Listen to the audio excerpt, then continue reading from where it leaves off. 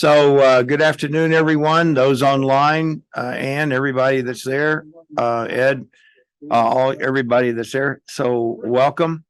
I thank all of you for your time and being here, and I appreciate that very much.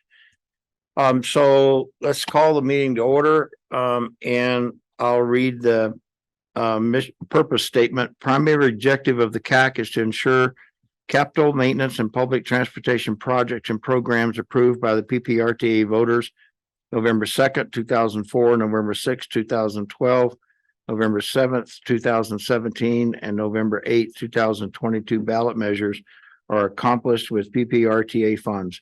This committee reports directly to the board of directors. Very good. Done that. Okay. So first thing on tap, right now, unless somebody shows up differently, all alternates can vote. Go away.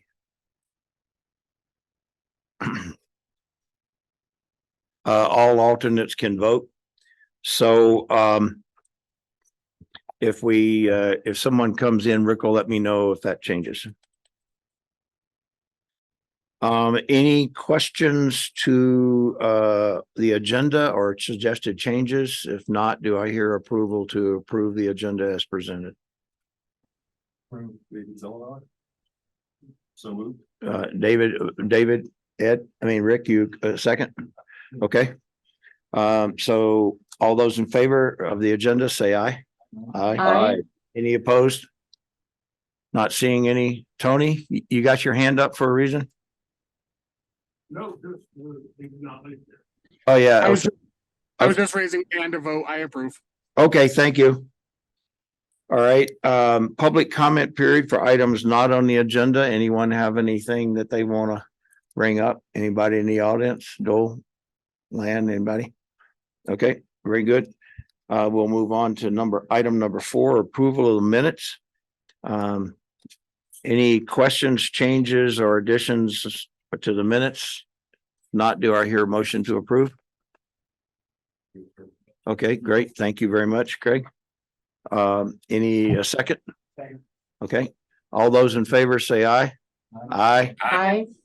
All opposed? All right, motion minutes approved. Financials. Lisa. PPRTA. The financials that I'm reporting is for the month of June.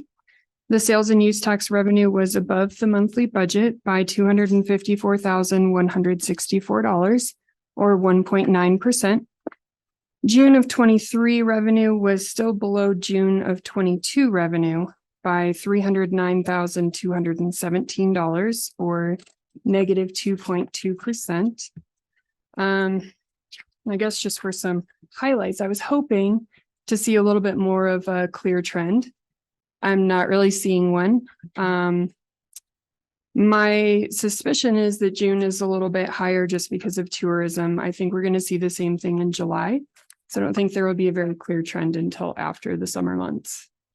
Yeah, I kind of agree. The news you read, high mortgage rates, interest building down, all the things that drive a lot of revenue are down. So yeah, a good thing. So we'll see. We got reserve if we need it. So Yep. So Anybody have any questions on those? any questions for Lisa? All right, very good. Thank you very much, Lisa. Anybody online have any questions? I'm sorry, I didn't look. No questions. All right. I actually have 2 parts on this one. Yep. So for the 2024 budget calendar, all of these dates are within 1 day of exactly what they were last year. That's what they've been every year. So with what I'm proposing, I guess what affects the member governments is I would be asking for the responses back on the estimated figure by September 27th. So once this goes to the board next week, if everyone's okay with that, then I'll be sending out those initial estimates. Anybody have the member governments have any problem with that budget submission date? Yes, no, Gail? Mr. Chair, it's Gail, City of Colorado Springs. I don't have a problem with the schedule, but as soon as we could get that projected revenue, even if it's just a proposal, would be helpful for us to be able to respond because it's a very quick turnaround. Yeah, Where to draw the line? Well, I could use a number today, like I may have made up a number already, but I didn't know if it was close to make the final adjustments. Hear you. Thanks. Yeah. It was always the prioritization budget drill is when you draw the line with the number and then you ask yourself, is everything above the line more important than anything below the line? And then what can I change to move the line down to get something else out of it? So, yeah. All right. Any questions for Lisa on the budget calendar? If not, do I have a motion to approve a recommendation to the board to accept? Thank you, Richard. Anybody else? Second? Rich? Okay, Rick, thank you very much. All those in favor of approving the budget schedule to the board, say aye. Aye. Any opposed? All right, good, thank you. Thanks, Lisa. All right, moving right along. Oh, by the way, I put the challenge out to the board last month when I gave my report, was that our meeting was 45 minutes. So how long is yours going to be? So then they got into a long discussion. So anyway, item 6, 2023 capital maintenance, City Colorado Springs. Gail? Yes, Mr. Chair, Gail Stern with City of Colorado Springs. The city has 7 contracts, so we'll be asking for your approval on, plus I have an 8th item that I want to brief you on as it will require future CAC recommendation and board, and it has a financial implication. City's first contract today for consideration is for the Black Forest Road widening project. There's a map included in your packet, and this is an A-list project. This is going to be for the construction contract for the tributary work that we've had triggered as part of this project. For those who have been around for a while, if you may recall, we received $1.9 million in ARPA funding, knowing we were going to have these channel improvements triggered by the Black Forest Road widening project. We have already spent a $288,000 for the engineering services associated with that tributary work. In June, I'm thinking it was June of this year, because there was some concern that the federal government was going to take back unspent ARPA money. We reapplied the ARPA money to qualified expenses that PPRTA had already paid for. So now PPRTA needs to basically replace the monies for that. So that's what we're bringing this contract together today for $1,150,415.13 for construction of that tributary work. There is still going to be about $400,000 remaining, so PPRTA may in the end up having some minor benefit from this. There is one property acquisition that I'm trying to get donated based on the improvements we're going to be going through there, but there may be another request related to this project. So I just wanted to let you know about that. And Wildcat, our construction contractor, would be providing this service for us this fall. Yes, sir. A question. So in reading the thing, is the tributary work looks like it's on the east side of Black Forest? No, it's actually on the west side of Black Okay. Forest Road. All right. So Cottonwood Creek bisects Black Forest Road. We had to do the channel improvements right where we put the new bridge on Black Right. Forest Road. There's a tributary that really starts towards the north. I'm sorry, it would be the south west corner of Research Parkway and Black Forest Road that feeds into Cottonwood Creek. So it's the Cottonwood Creek tributary. And we triggered the work on that between city stormwater requirements and the Corps. Yeah, there's a big ravine through there and wash area, that kind of stuff. But I was interested, District 20 owns that property? Yes, they do. So it's just past the Challenger School there is kind of, but No, Challenger is over on Lexington on the other side of Powers. It's quite a ways from here. not Challenger. There's an elementary school up there that I'm not going to remember the name. Do you Yeah, recall? I know where you're talking about. Anyway, Yeah. but they have plans for a middle school and high school Okay, on that property. okay, cool. I did, when I saw it was District 20 property, I'm going like, it's a long ways from a school, but okay. Yeah, All right, good. it's All part right, of their master plan. okay, cool. City's second contract is going to be for the I-25 ramps for South Nevada Avenue, South Tejon Street Corridor Improvement Project. There's also a map included in your packet. This is also a PPRTA A-list project. We've gone through a construction contractor RFP process for a construction management general contractor or CMCG contract. What you're seeing today is the first of what we're anticipating as being three portions to their contract with SEMA Construction. This first one is for $79,000 and it's to handle pre-construction services, like helping with the construction review, estimating, construction phasing, utility coordination. City's third contract is for the Platte Avenue Bridge Replacement Project. This project is near the end final closeout and reconciliation of the books. There's a map associated with the project, and this is an A-list project. As part of that work with the bridge replacement project, Colorado Springs Utilities had to do a relocation for the fiber optics line. In accordance with the executive agreement between the city and Colorado Springs Utilities, we do some cost sharing for that. We've been billed for our portion of that work, and it's $105,396.77. Contract number 4, this is for Galley Road over West Fork Sand Creek at Wooten Road. There is a map included in your packet. I will point out this is a maintenance project, not to be confused with the A-list Galley Road Bridge Replacement Project.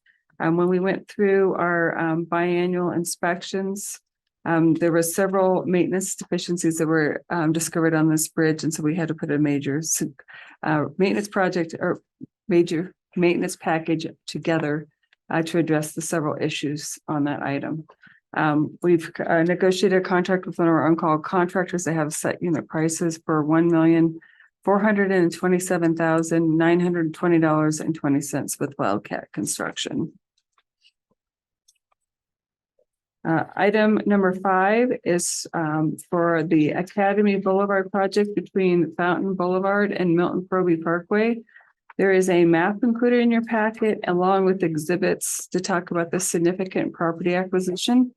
In accordance with the city's real estate manual, any property acquisition over $100,000 has to also go to the city council. It has been presented at a work session.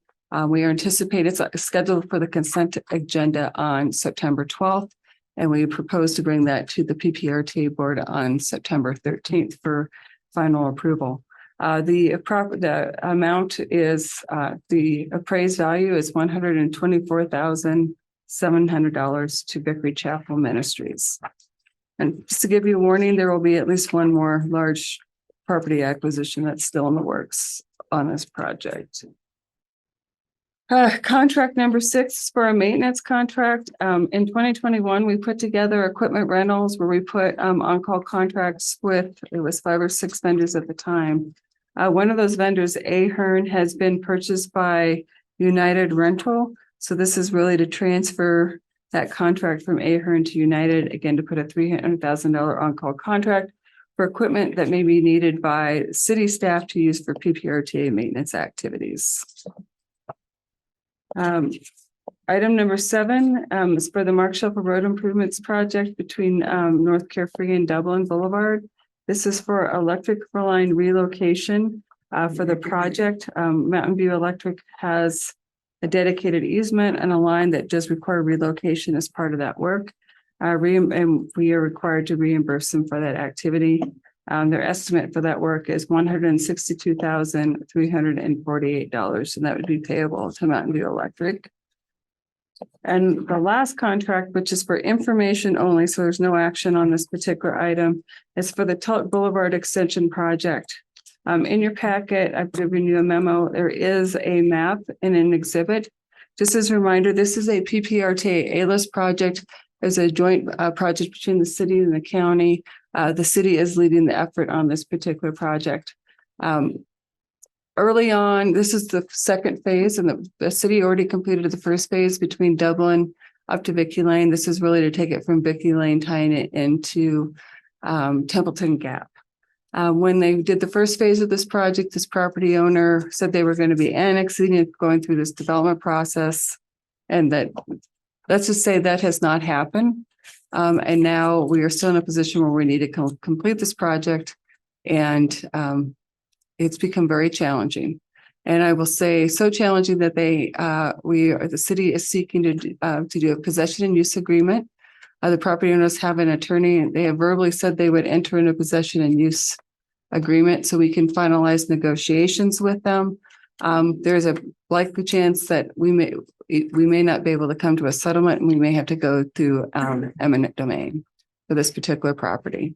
In accordance with the city's procurement regulations and real estate manual, we've been to city council for this particular item. Once we will be doing back-to-back on September 11th and 12th to finalize, to get the final approvals to be able to head this direction. But the reason why I wanted to bring it to you for informational purposes is because there is a significant cost exposure. Unfortunately, in the situation they're in, it's not a lot of details that I can share with you, but I will tell you that the appraised value that we have today is $580,000. So the cost exposure to the project, we should anticipate it being at least that much, because that is how much we have offered them in accordance with the appraised value and our procurement regulations. The project has known this is going to be a cost. We've been budgeting for a significant property acquisition, but since it's going to have to come back to PPRTA CAC and board, I want to at least let you know that there's this cost exposure for that project coming along out there. Dave. It's a great overview. Thank you. Are you at liberty to share with us what their idea of value would be? It's about $500,000. They have failed to come back with a counter offer or to conduct their own appraisal. Hence the reason why we're in a position where we need to go down possession and use in eminent domain.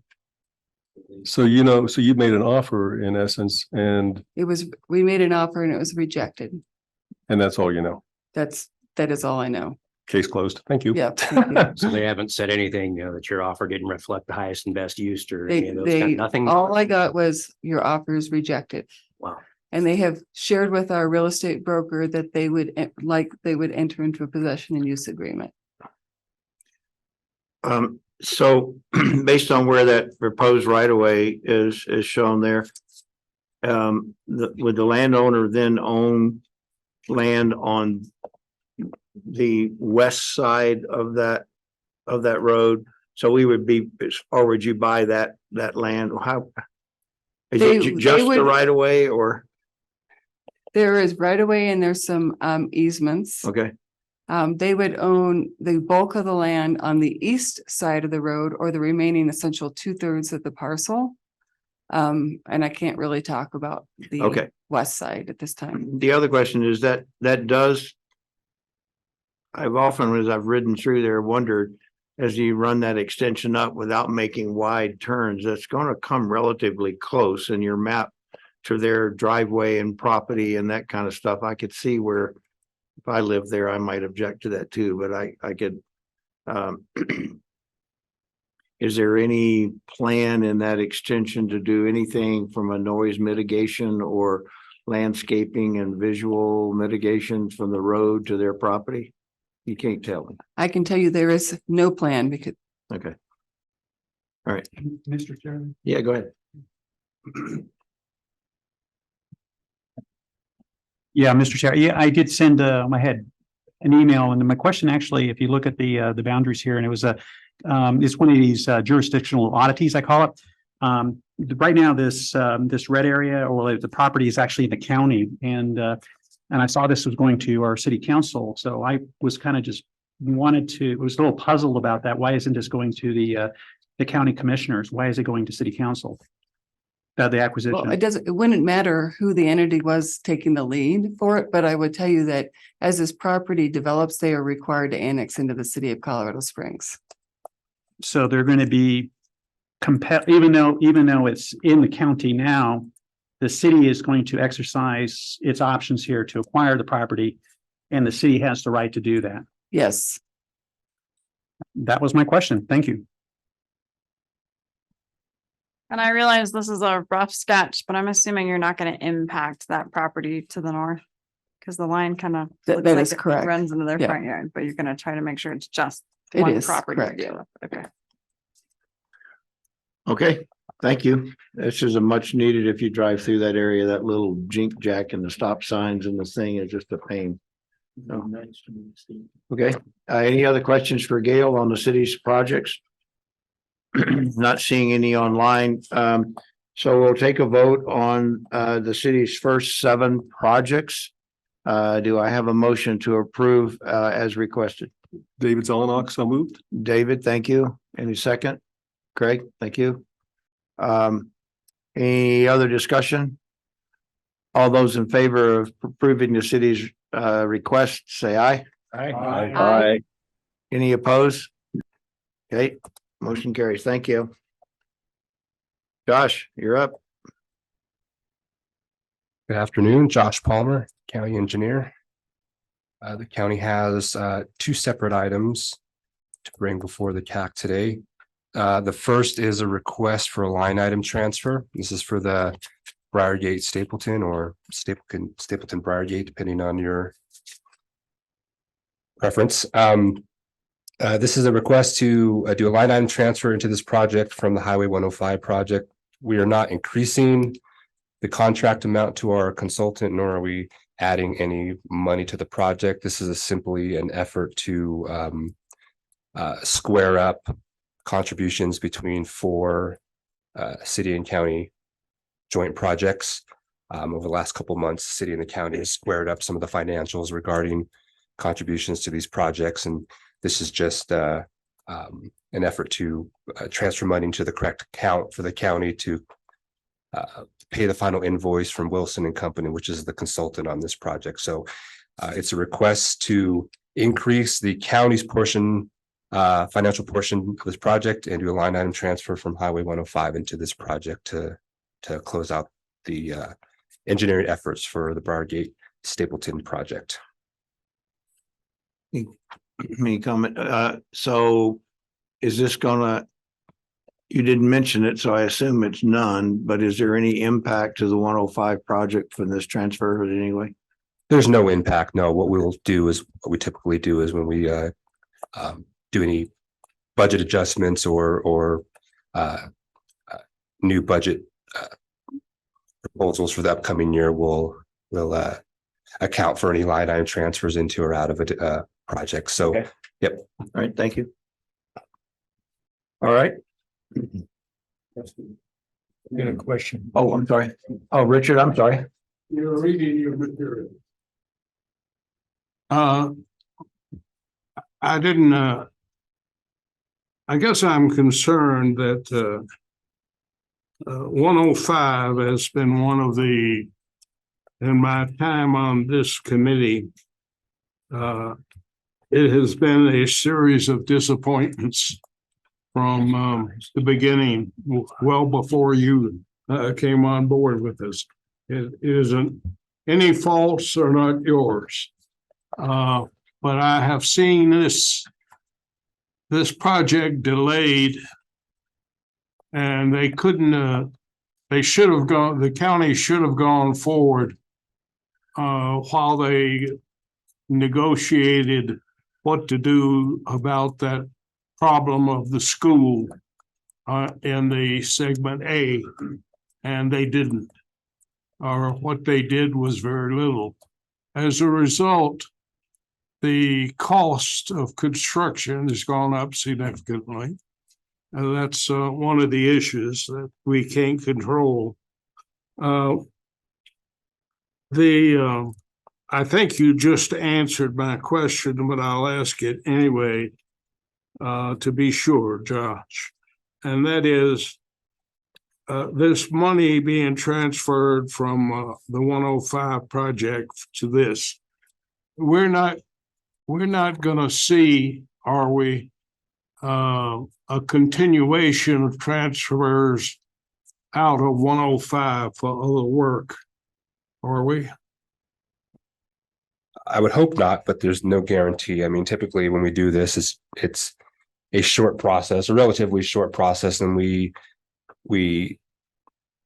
are deliberate in the projects that we plan to transfer money out of. And Highway 105 was chosen because Phase A was completely funded and had started construction, and Phase B, based on our estimates right now, and budget projections is fully funded as well, or at least will be fully funded with the upcoming revenue projections. So we typically choose projects that are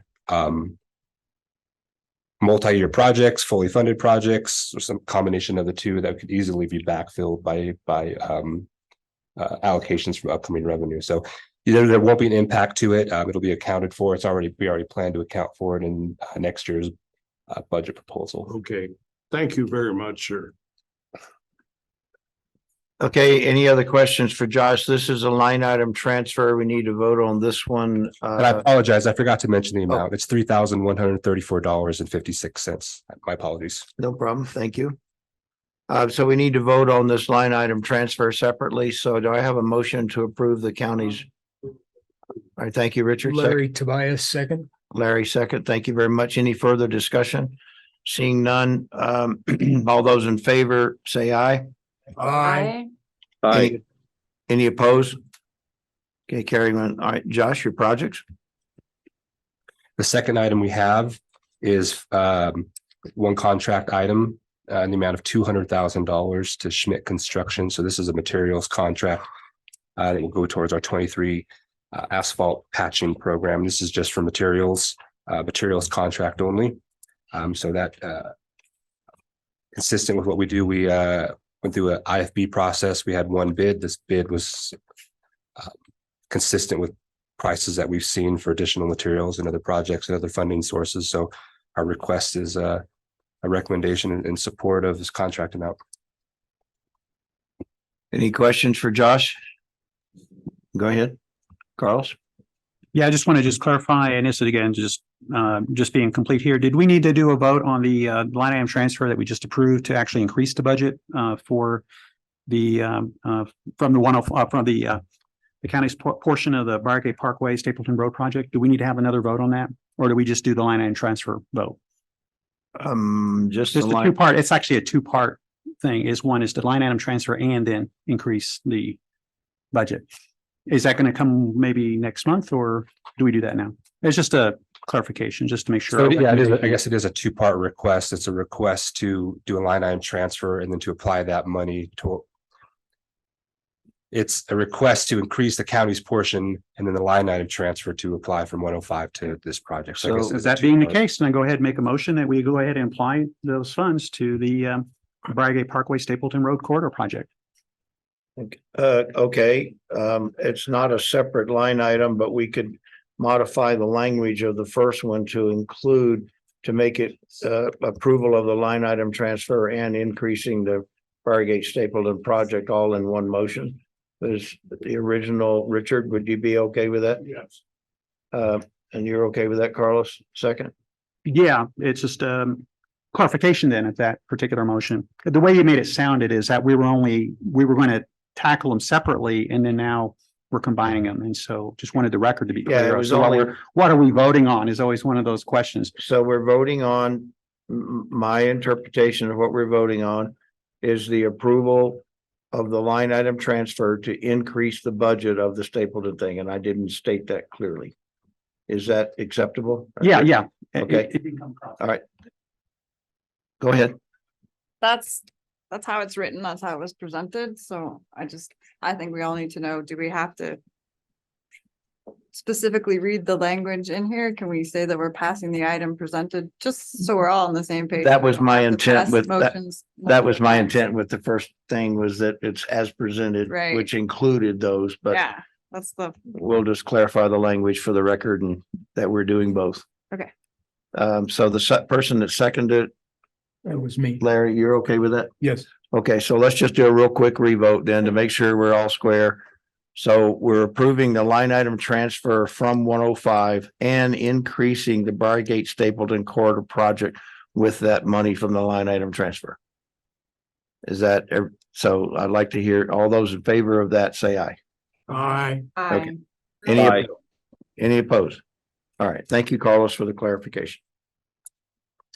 All right, now back to the material supply line item that the county submitted. Any further discussion? Okay, all those I guess we need a motion to approve the materials contract. Larry Tobias, I move to approve as presented by Josh. Okay, Larry, second. Anybody? All right, thanks, Rick. All those in favor say aye. Aye. Any opposed? Okay, very good. Thank you. Thank you. City of Manitou, Dole.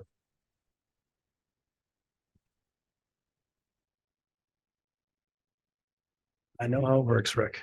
I'm Dolger Benick, city engineer for Manitou Springs, and we have a approval in front of you. Colorado Springs Utilities installed a new high pressure gas line through our West End project, which is one of our capital A-list projects. So this allows us to use the allocated PPRTA funds to pay CSU for that work.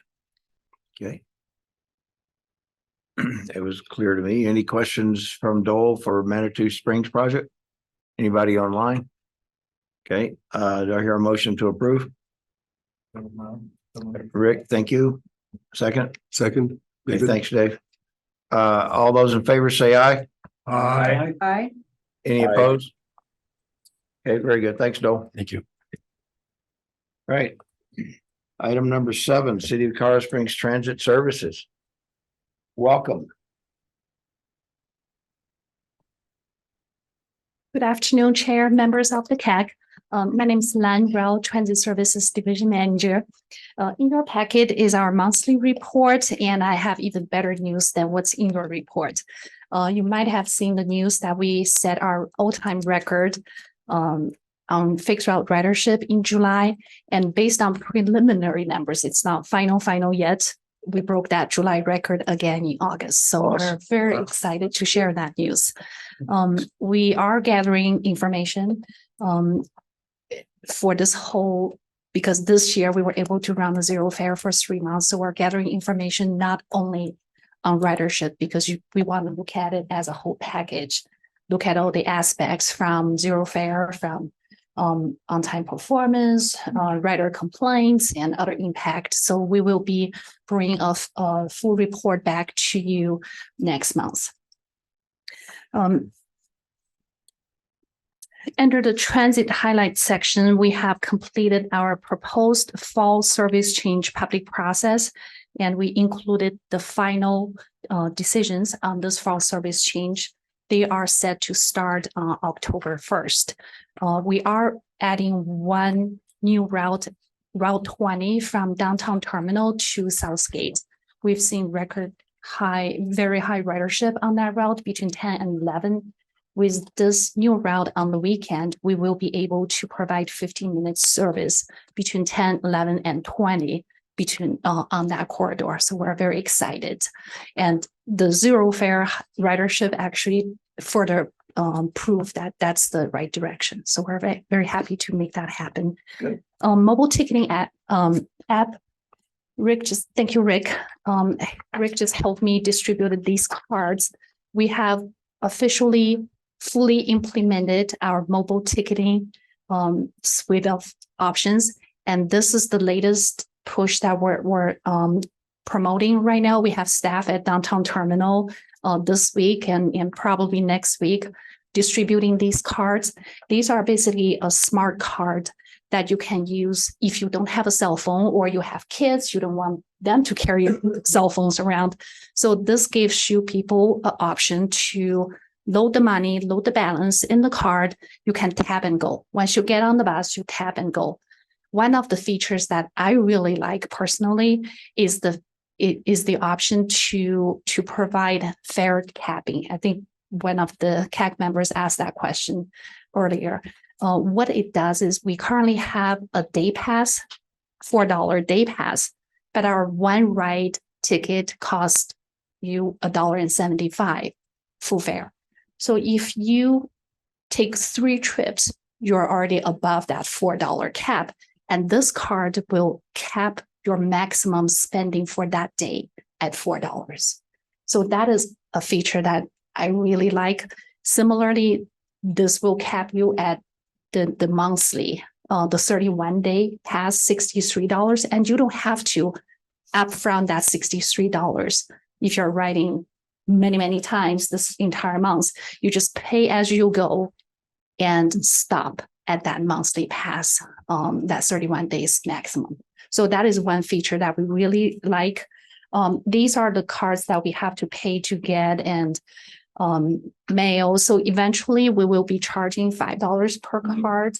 But right now, since this is the initial push and we're trying to get more people to sign up and use mobile ticketing app, so we're distributing these for free. So if you can help us get the word out, we would really appreciate it. Awesome. Thank you.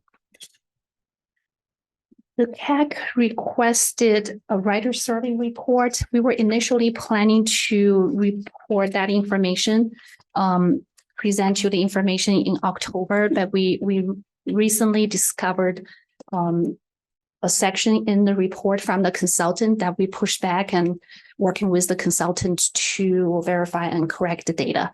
So we will probably share that report in November. So that's all I have. David? Lane, congratulations on so many funds you're doing, an astonishingly great job. All-time record numbers. That's just beyond remarkable. And this new system is, I'm running out of superlatives, incredible. So there's one.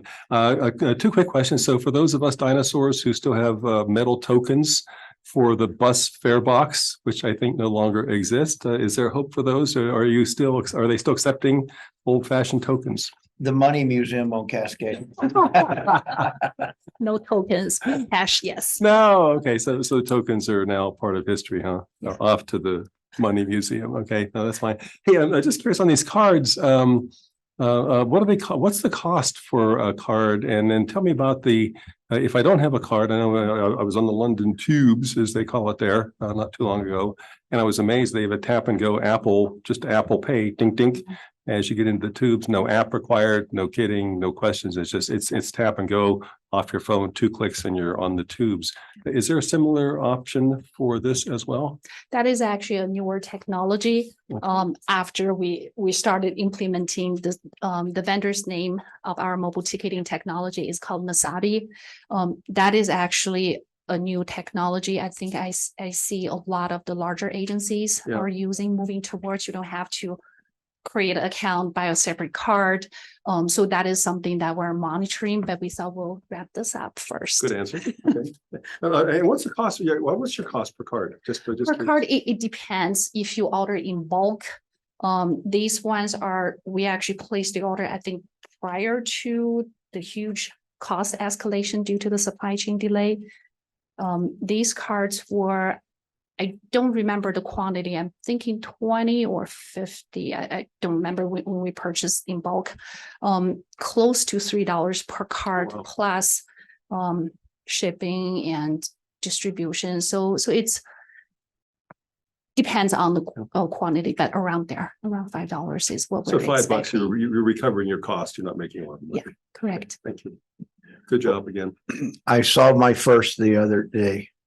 A guy was doing Uber Eats delivery, waiting at a bus stop to catch a bus to go do Uber Eats. And I'm going like, how effective can that be in the long run? I'm just really not. How far do you have to walk at the other end? You know, he was right outside the store at a bus stop and he had these 3 red bags and they were all Uber Eats kind of going like, really? He was taking the bus? Yeah, taking the bus. He was sitting at a bus stop with these Uber Eats bags. I'm going like, okay. I guess it satisfied his need. I don't, whatever, but anyway, good job, Lan. Thank you. Thank you. Oh, Rick. Yeah, this is basically just like cash, right? Okay, this would be a way to help your fellow man for somebody who doesn't use the bus is to load one of these and give it to someone that does use the bus. And that would help get a distribution as well. Yes. I think it's a good idea. You know, I think that's what I'll do is I'll just load this and give it to somebody that can use it. That's a great idea. Yeah. Thank you. Yeah, Thank you. good job, Rick. Yep. Jim, I've got a Yes, ma'am. following with Rick's line of thinking. Is there a minimum amount that you can put on this, or is it? There is a maximum. I don't believe, I'll get that information for you. I don't remember that.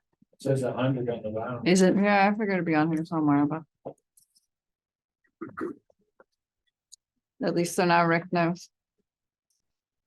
Well, if you can give it to them on a card, as Rick suggested, they can't go spend it on something else. Correct. Or a need that they need without having to spend it on something else. So it's good deal. Great. Thanks, Lynn. Thank you. Okay, Rick Sonnenberg just handed me, Rich, on the rotational basis, we had Fidel join us online, so you cannot vote if we take a vote thing. All right. Item number 7B, Colorado Springs monthly change order and acquisition report. There's a modified sheet in your packet. Please look at that sheet. There were some things in the top area that were maintenance and not capital, right? That's correct, Mr. Chair. And I would say really it's the one you need to refer to is the one that was handed out at the beginning of the meeting. The one that was in your packet had some items on there that did not belong. Yeah. One of the items you have on here is the old stage road gate. Are you gating that road?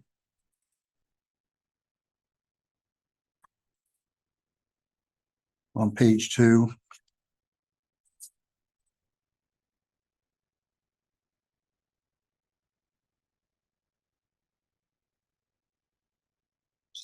This is only for public engagement to have some discussions with the county, the Parks Department, and the neighbors in that area.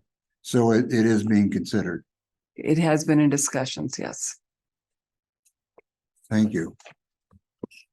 Jim, Yes. I've got a question on the two items just below that old stage road concerning Mark Scheffel. Don't quite understand what is happening there, where it's phase 1 to 1 and then phase 1 to 2, and you're transferring the same amount of money between those two line items. So it was really a reconciliation for the long lead item materials that we had the contractor order. And they procurement actually moved those into their main contract. So this was really just canceling out. It was really an accounting balance, but they had to go through a procurement process for that piece. Okay, thank you. Okay. Item 7C, El Paso County change order. Any questions for Josh on those? Seeing none, hearing none. Okay, we'll move on. Thank you. Monthly change order property acquisition report for El Paso. All right, good. Increasing the county size, more property. Item 8A, recent board actions. Any questions for Rick on that? Good board meeting, some good discussions. They did approve our board policy 33 that we put together last month, so. And they had an executive session that we have no idea what they talked about. 8B, excuse me. Draft board policy number 32. This is for the definition of completely funded that we've been batting around for a while. So I'll turn it over to Rick. So as the CAC recalls, the original 2004 ballot mandates that you can't get to the B list until you completely fund the A list. So since we're getting to the end of PPRTA 2, the staff and CAC and the board have been working on several drafts of how to define a board policy, which would define the implementation of completely funded. That's attached, and I had a discussion with Gail, who is willing to talk about the details of this, since she was an integral party to development of this, along with Josh and Lisa and Jennifer, Ivy, and me. But Gail volunteered to take the lead to cover the details. So Gail, take it away. All right. Thank you, Rick. I appreciate it. Yeah, so as Rick mentioned, we'd gone through this a few times before, and the CAC had referred a recommendation to the PPRTA board. One of the board members, Mayor Dixon from Green Mountain Falls, had several questions that had come back, and we've had an opportunity to work those through with him, both at the board setting and our one-on-one setting, to really make sure his concerns got addressed and to completely understand what was being said in this policy memorandum. But what I'd like to do in the policy memorandum is really break it down to what it completes. So it's talking about defining what it could be considered completely funded, and if a project is not fully constructed, how that definition could apply, and what the expectation would be from the member government to hold a contingency in their project fund level to be able to fund any potential cost overruns that could potentially occur. So it's broken down based on either a class 1 or class 2 cost estimate, which is really the industry standard, based on your pre-bid sets that you were going to have for your construction projects before you have a final bid project, or it is your actual bid. And then you still want to hold contingency with your project until you go through construction. So it really set the parameters, what the expectation would be for each member entity if they wanted to make that declaration. And also one of the things that was added, since you guys saw this last, it's at the end of the third paragraph, where it talks about projects that are design only or program funds. And really what that needed a little further definition around those two items, which as of right now only the city of Colorado Springs have, but other member governments will have those in the future, to make sure that it was clear what the expectation would be for those to be considered completely funded on a declaration by the member government. And then it moves on to talk about the process that a member government would have to go through if they were ready to move on to the B list project. And it really puts the onus on the member government that wants to move to the B list to coordinate with the other member governments and really get them to all agree that all their projects are completely funded. Once they do that, and then they have to bring a recommendation back to the court, back to the CAC, basically with a declaration that not only are they completely funded, but all the other member governments need to affirm that they are also completely funded. At this time, either the CAC, and then if it passes the CAC, and goes to the board, but either the CAC or the board could ask for additional information from really any of the member governments that are making this declaration that they feel like they're completely funded. And then if at any time that the board feels like the information is not adequate, then they can basically say that you're not moving to the B list. So they can still put the brakes on if they don't feel like there's enough assurance in place for a project to move forward. If they choose to move forward to a B list project, then it lays out the next potential 7 steps that could potentially occur, or basically the escalation of steps if there were cost overruns that were beyond the contingency the member government was holding for their project. So you can see those there where they could talk about. First one is to do a line item transfer between another project that is currently the responsibility of the requesting member government. The second would be to request a line item transfer from another member government. The third would be to ask the CAC board to tap into the board reserves, or the non-Tabor board reserves, or that 7%. And to give you an idea, in 2023, that had been $5.8 million based on the original $150 million budget. Could make a request to the CAC and board to use part of the 3% Tabor reserves in that applicable period, assuming that those funds that would actually be available, that the PPRTA would not be violating any of the Tabor requirements in that area. The third would be to slow up the B list project so the other A list projects would have enough funding. The other would be to have a direction for the CAC board for a member of government to stop their B list project. And then the 7th and final would be for that member of government to provide the monies from a non-PPRTA source. So it really is laid out on what would have to be done for your declaration, what the steps would be for approval, and the basically the diligence or the responsibilities or the authority, actually, maybe that's a better word, that both the CAC and board would have to go back to the member of government, ask them basically to demonstrate that they're completely funded. And then through the completely funded, if they run into problems, what the escalation steps would be to fund the A-list projects and to fulfill our commitment to the voters, and what would happen potentially to that B-list project. And Rick, I don't know if there's anything you felt like I missed on that. Perfect job.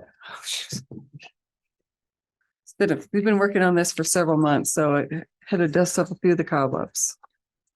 Any questions for Gail before I start mine? Oh, yeah.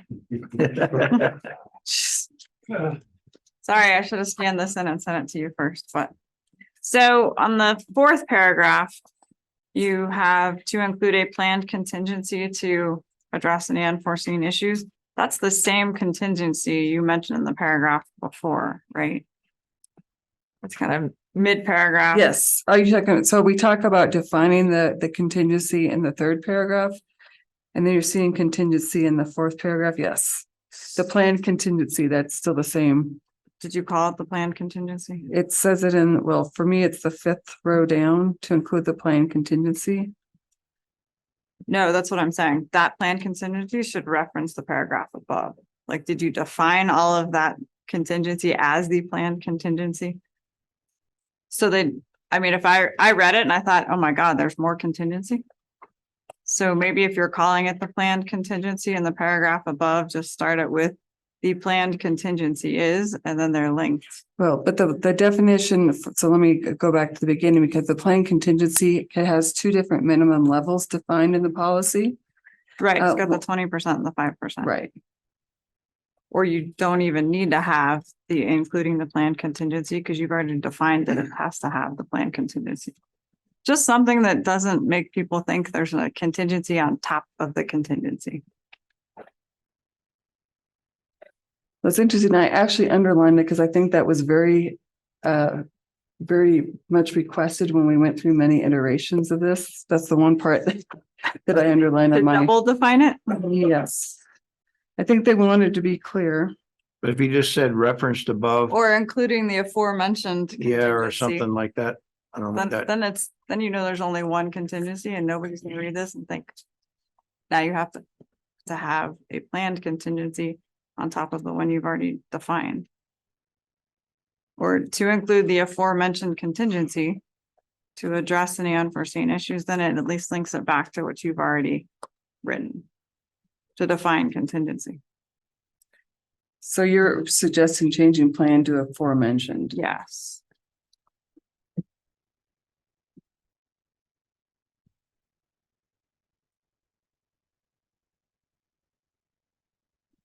And then this is my devil's advocate question.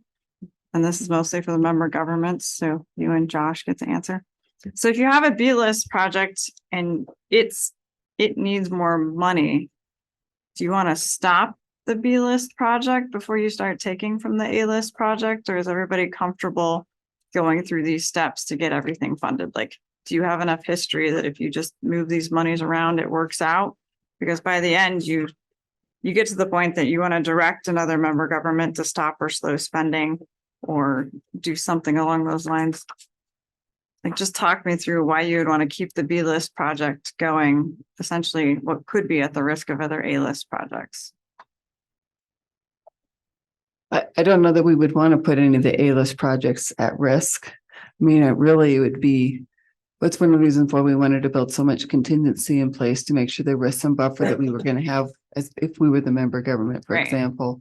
So we wouldn't jeopardize our other A-list projects because we'd have to self-declare and not have a jeopardy to other folks with their A-list projects and really a B-list project for that matter.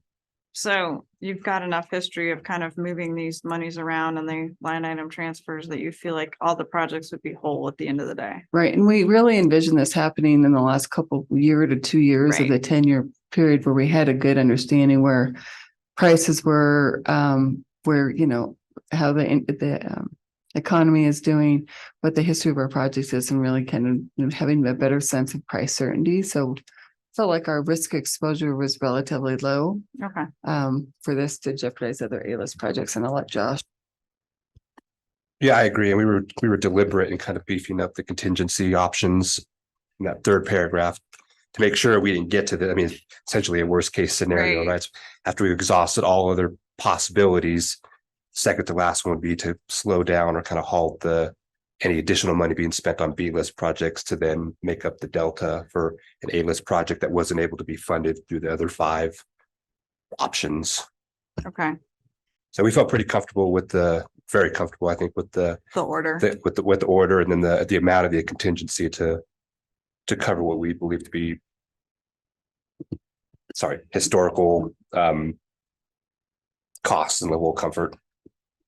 And then when it's finally written, like a number 3, are you gonna take out the example of 5.8 million in the 2023 budget? Since obviously that's gonna change as the years go by. I don't, it really just needed to be an example. I don't Right. know that we would take it out. But I mean, reading this in 2025, obviously we're not gonna need that there.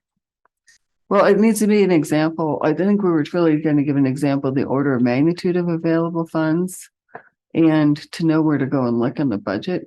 But I mean, I'll defer to Rick and others if I'm not married.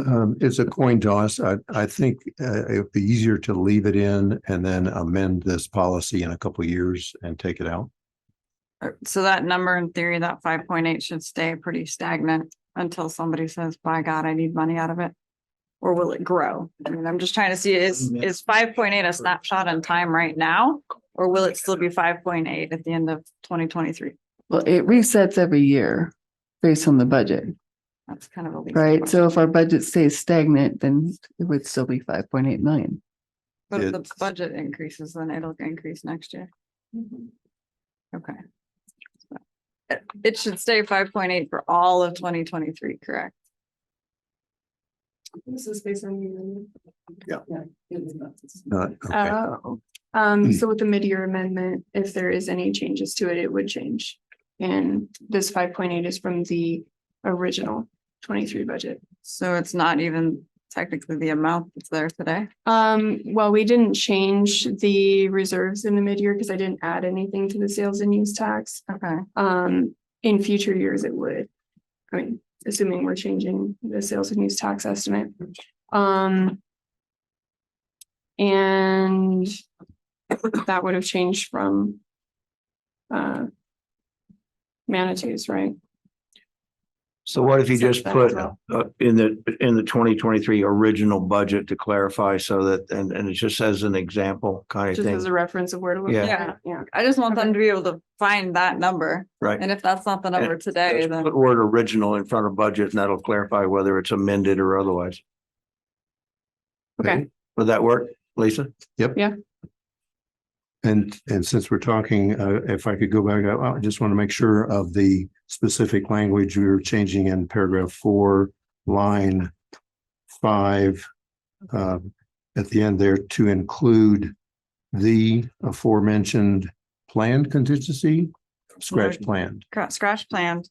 And then this is kind of a Gail question. Do you see those as 2 different contingencies or one contingency? So is contingency plural or singular?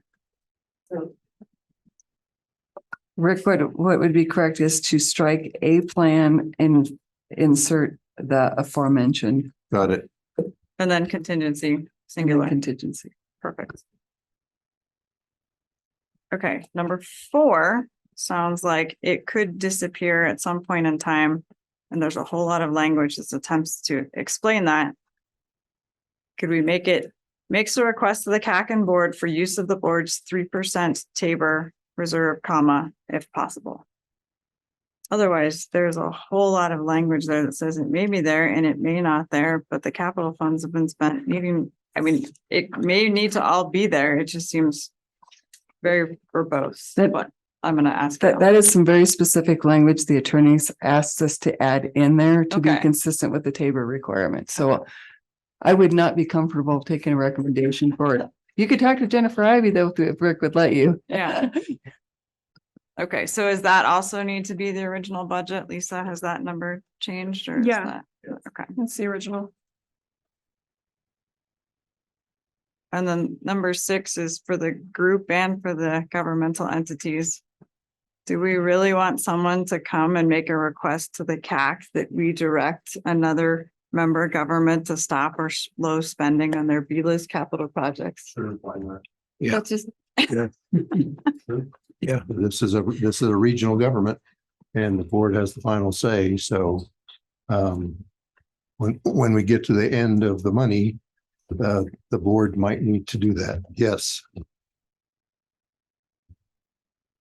And Rick, as I recall, that actually came from some of the member governments to add that whole escalation of the range of possibilities. well, right, as long as you guys have had the conversation, at some point in time, somebody's gonna come and say, Colorado Springs, you need to step on the brakes. Then I guess we'll have that conversation when it comes. All right, that's all yours, Jim. Okay, anybody else? All right, so, Richard has. oh, Richard, I'm sorry, you did It's have. all right. This is mainly a historical comment. Back when this issue of no one can move forward until everybody has completed their or fully funded the A projects. I led a small rebellion to eliminate that requirement from the Pikes Peak Rural Transportation Authority. And it was said, of course, that, well, this is a regional body and that's why we're doing it. And I've seen a lot of regional operations around the country. And this is one of the finest. And it was before, and it will be in the future. And that's due to people like around this table, around our policy table, and led by Rick and his staff. It's a great organization. The problem you're going through right now is just it's a very important thing to do to get it straight. But you wouldn't have had to spend any of this time had my proposal gone through. And I won't be around when you reach the point where a member government, and I say it could be one of our small governments. It could be one of the 2 largest. Have finished all their projects and they're chomping at the bit to go ahead with some more. And they can't go to their B's because of a failure on some, I wouldn't even call it a failure, from a situation where one member government or 2 have not completed their A projects. And so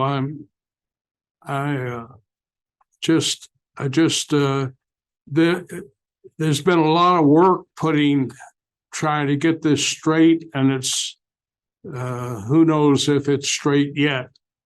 But this is a minor issue compared to what I'm afraid will happen down maybe 8 years from now or 9 years. So I felt I just had to point that out and bemoan the fact that we have to do this.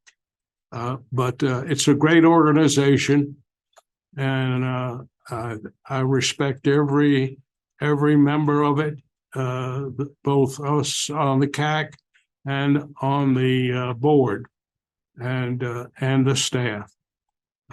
And I will, since I think we're about completed with the comments, I'd like to make a motion to approve this. I've got comments, so.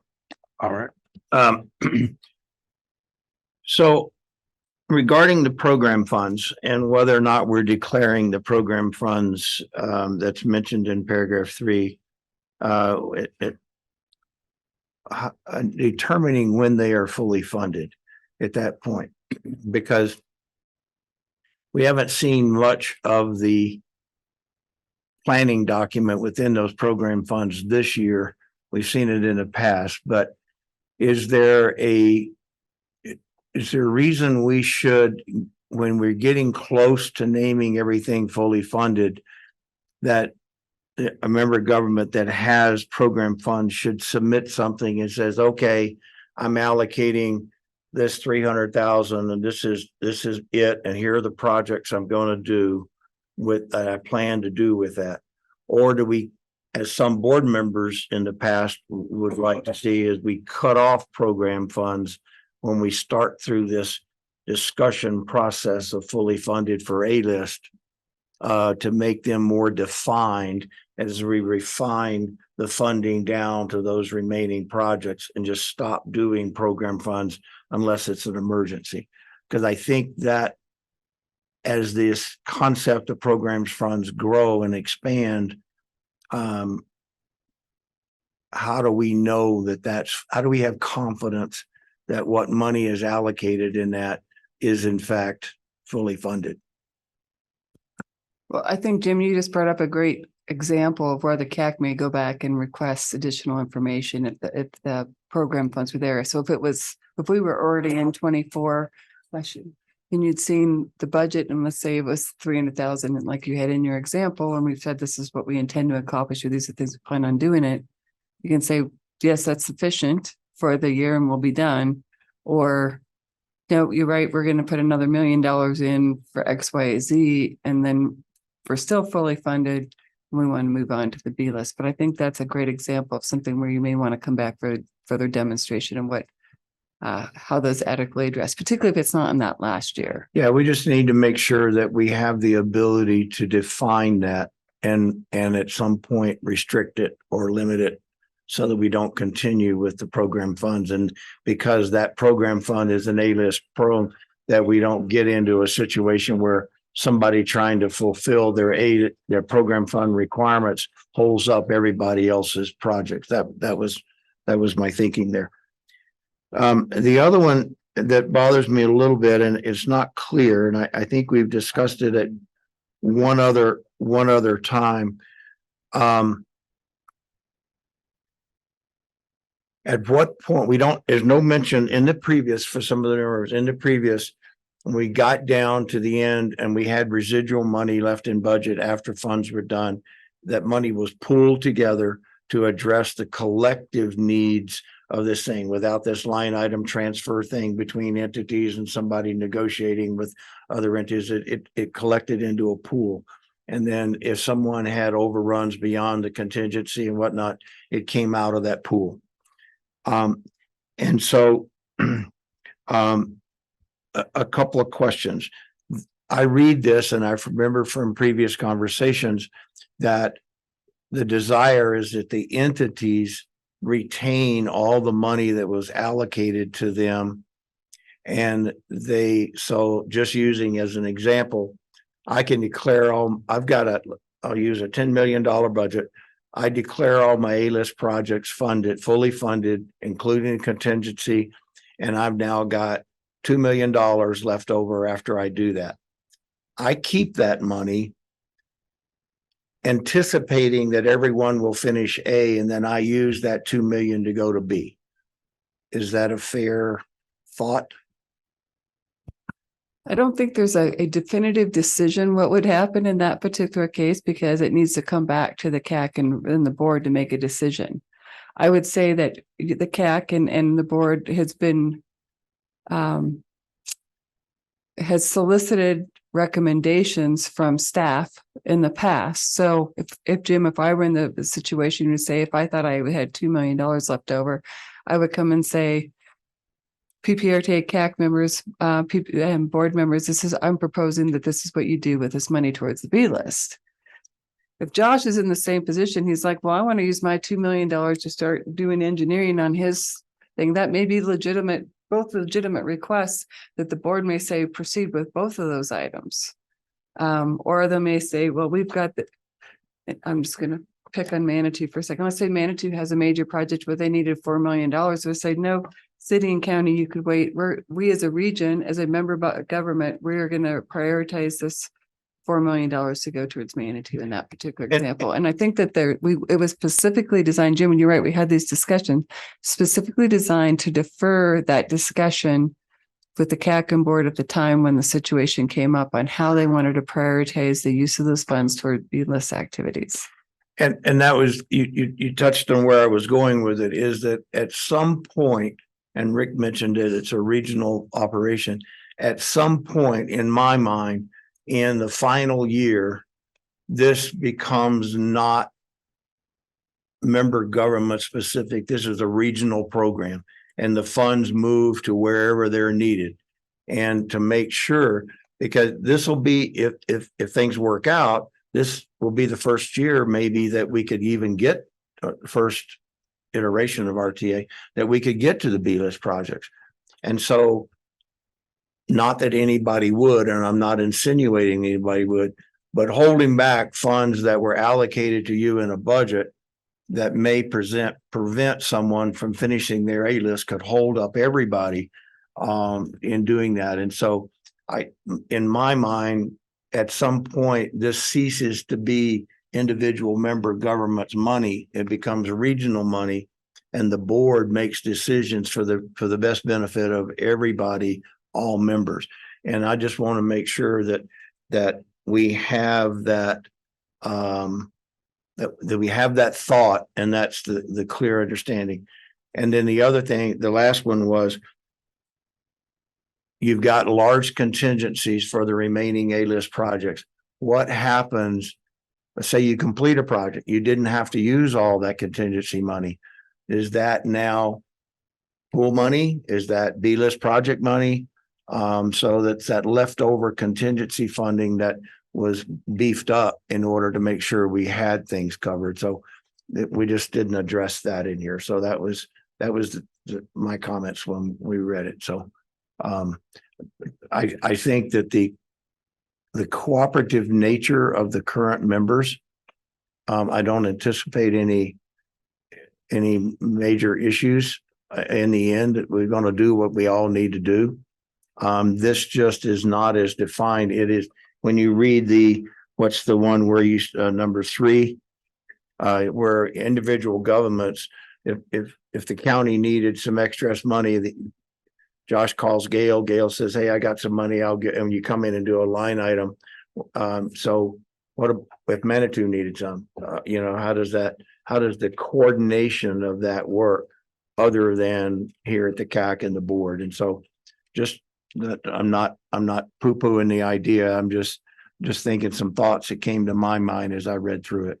So for what it's worth. Anybody online have any comments? Not seeing any. Okay. Okay. So we have some amended language. Any other discussion, anybody? All right, do I have a motion to make a recommendation to the board to approve this as amended? Richard's got his motion on the table. Are you willing to amend that motion to include the recommended changes that have been discussed? Yes. Okay, do I have a second? Rick has seconded it. Okay, any further discussion?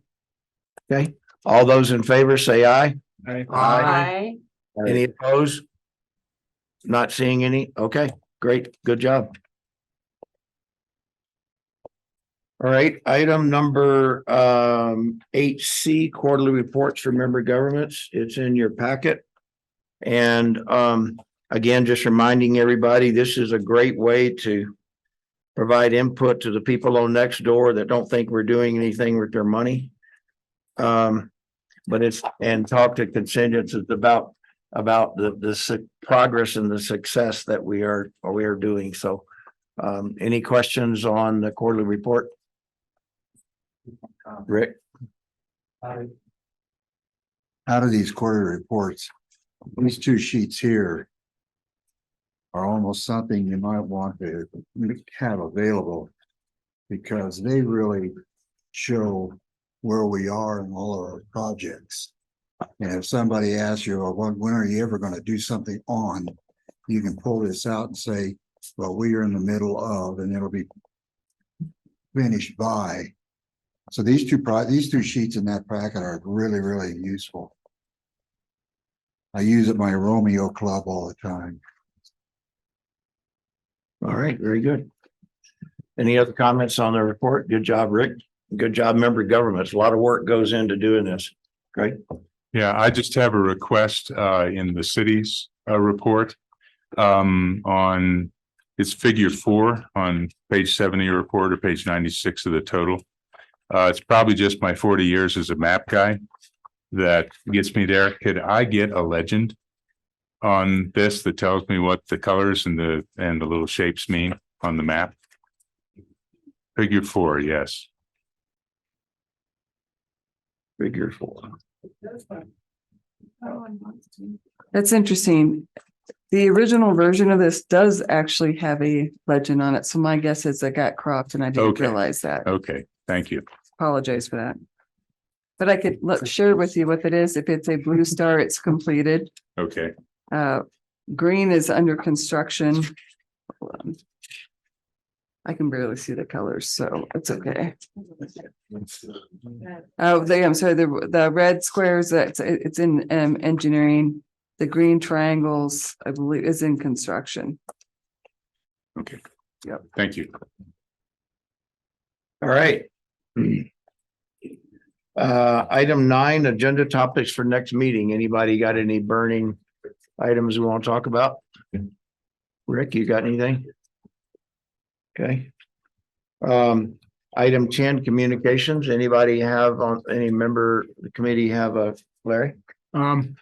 This follows up with an email that I received from Rick, and it was also included with Jim.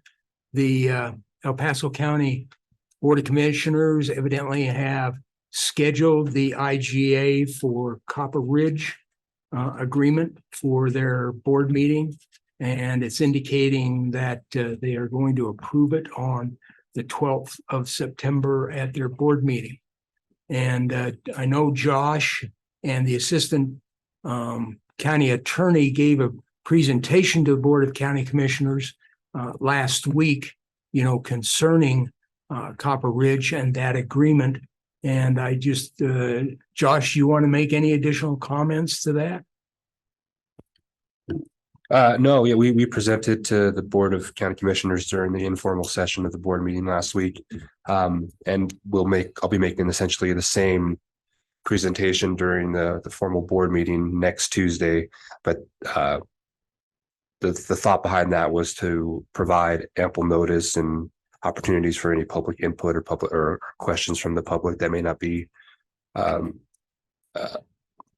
realized during the informal meetings or public meetings as well, but so present an opportunity for any public input. So I don't know which way I have my assumptions on which way they would vote, but you never know what happens. So yeah, we'll be presenting essentially the same thing that we did during the informal meeting. So hopefully it will be approved next Tuesday, and then that project can move along. I don't expect an answer to this, but can you share any thoughts? Were there any thoughts that were expressed at your presentation at the work session? Well, there was always a lot of questions and thoughts and opinions on the actual funding of the project, but we were deliberate in presenting that this is just the mechanism and how the Metro District would be reimbursed for project costs. So there may be additional questions from either the board or from the public about their opinions on the viability or whether or not it's an appropriate use of money. They could go any direction, but the idea is to keep the presentation on track and on topic, which is to present the IGA, which just outlines how the project would be reimbursed and not whether or not it's the project is a good idea in itself. So yeah, but generally positive. Yeah, positive. Yeah. Even the questions that kind of took a tangential skew away from the point of the presentation, came back around, so it was, everybody understood what the purpose of the agreement is. All right, good deal. Any other communications? Anybody from the committee? Rick, anything? Nothing? All right. Well, thank you all again for your time. I appreciate it and all the hard work. And so we'll call the meeting adjourned. Thank you.